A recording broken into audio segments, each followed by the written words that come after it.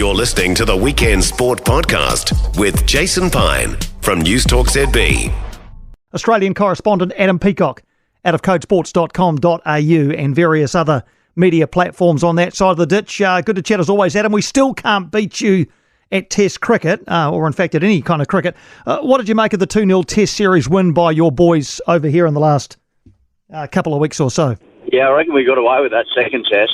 It wasn't an easy thing, and it was only Alex Carey really standing up in that second dig for us that got us out of a big jam, because it's a weird place that the Australian cricket team's at the moment. They're winning games, they're not sealing series easily, and it's one guy standing up separately to the rest of the batting group in particular, and this time it's Alex Carey. Mitch Marsh was very good. But yeah, it's a kind of weird spot at the moment that they're playing well and the bowlers are just being elite.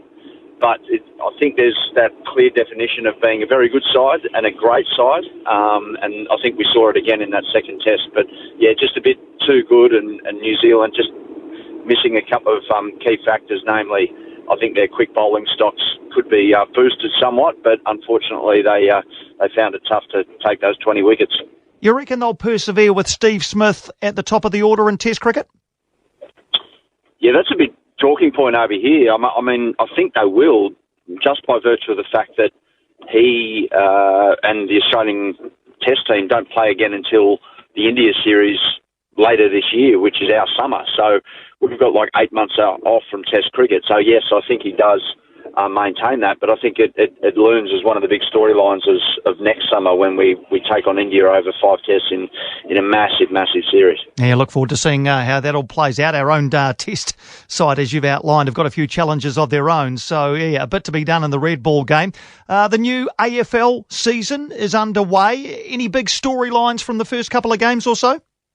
Yeah, the fact that the reigning premiers, Collingwood, who are probably the most supported team, if not the most supported, the most hated, definitely, for those who don't support them, they're 0-2, so they've dropped 2 games, both against Sydney clubs, and in front of 75,000 at the MCG last night. They got dusted by the Sydney Swans, which was a big surprise for everyone, because the Swans are one of these clubs who have got a lot of young players and maybe played top 8 footy this year, but Collingwood that's not the behaviour of a reigning premier, so it doesn't take much for a club like that to be under pressure if things aren't going well, and all of a sudden they find themselves in exactly that spot. We all know how big AFL is in Victoria. It's just the heartbeat of the game, obviously. Outside of Victoria, it's still quite big, isn't it? What about in New South Wales, for example? Yeah, they're trying to kind of have this big imprint into New South Wales, and yeah, they're throwing a stack of money, and the AFL do have a stack of money, and they traditionally have been the best strategists in terms of building what they want to build as a code. And look, they've got WA, they've got South Australia, and they've got Victoria covered.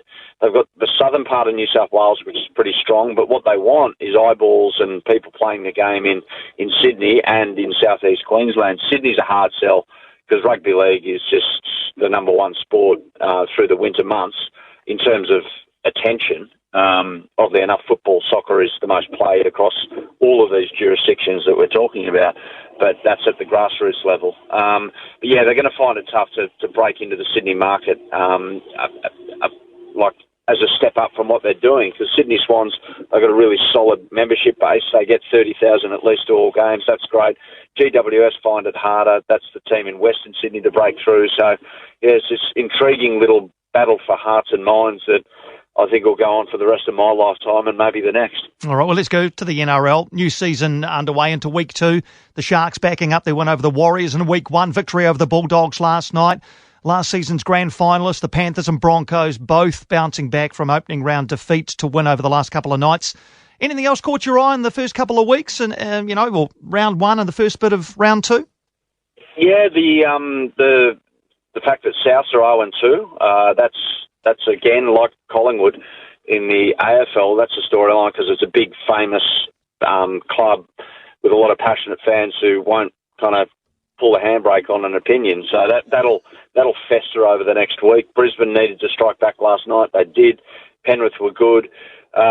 Just teams feeling their way out. And one thing that has struck me is the the crowds and the size of the sport, it's really come on since COVID. So they've done really well, the NRL, to kind of get people back in stadiums and get that attention focused on rugby league and the rugby league strongholds. And they're a lot more powerful kind of organisation, I think, than they were pre-COVID. So they've done really well. Yeah.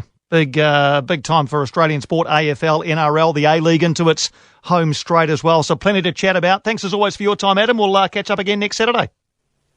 Sounds good. Thanks, Piney. Thank you, Adam. Adam Peacock there, our Australian correspondent. Read him at codesports.com.au. Hear him every Saturday afternoon at around about 1:45 here on Weekend Sports. For more from Weekend Sport with Jason Pine, listen live to News Talk ZB weekends from midday or follow the podcast on iHeartRadio.